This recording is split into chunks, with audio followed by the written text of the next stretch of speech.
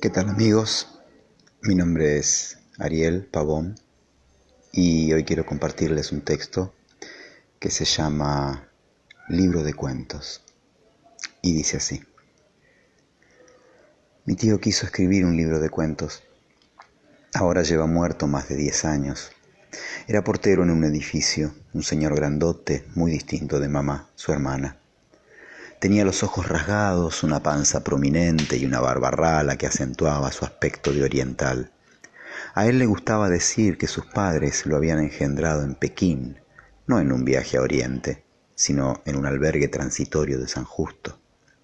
No sé por qué, pero siempre viene a mí la imagen de mi tío cuando pienso en chinos.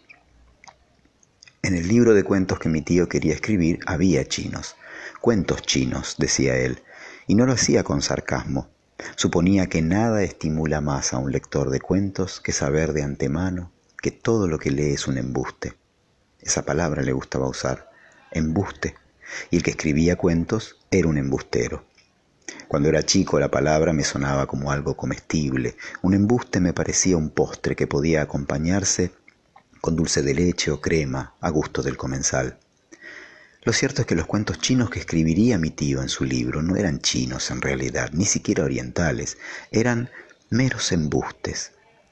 Para dar ejemplos claros, en el primer cuento que proyectaba escribir, mi tío era un embustero ordenado y metódico.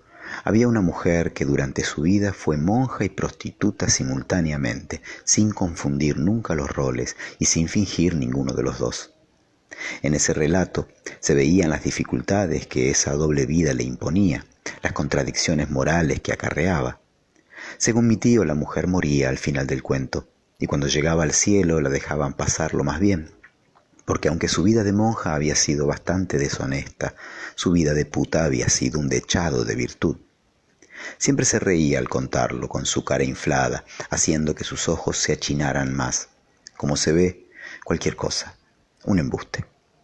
Eran cuentos con hombres y mujeres, jóvenes o viejos, aunque con mayor frecuencia aparecían porteros, como él, remiseros, maestras, curas, albañiles. Todo embuste empieza en un oficio, decía, misterioso. Yo, que era estudiante, le decía a veces que había que ser un gran escritor para sostener un artificio tan evidente. No es tan sencillo escribir una historia extraordinaria, hay que saber contar. Creo que secretamente le envidiaba su frescura inventiva y trataba de explicarle que la escritura es cosa seria. Pero cuando yo le hacía estos planteos, él me miraba divertido y me decía que la facultad me estaba llenando la cabeza de humo. Cuando sabes lo que querés contar, la forma es lo de menos. Yo tenía muchos argumentos para refutar a mi tío, porque en la facultad no había aprendido a escribir, pero sí a argumentar. Sin embargo, me habría resultado triste quedar ante él como un pedante. Lector ocasional y poco apasionado, registraba en una libreta sucesos que le divertían, escribiendo solo un título. No era un gran contador de anécdotas. Se declaraba satisfecho con su trabajo de portero y de su vocación de escritor. Solo llegó a decir aquello, que había decidido escribir un libro de cuentos, un gran libro de chinos embustes. ¿Qué lo había llevado a tomar esa decisión? Nunca lo supe con claridad. Ahora es tarde para averiguarlo.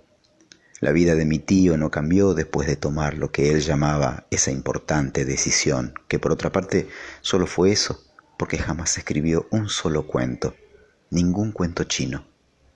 Ahora que pienso en Borges, sospecho que mi tío, que tenía cierto aire mandarín con su barba rala y su panza redonda, tal vez solo había querido demostrar que no hace falta realmente escribir un libro para hablar interminablemente de él, o para que otros, como yo, en esta tarde, se animen a empezar un primer cuento de los que él había querido escribir, un cuento de ese volumen que no dejará de multiplicarse como en un laberinto de espejos, apariencias, embustes.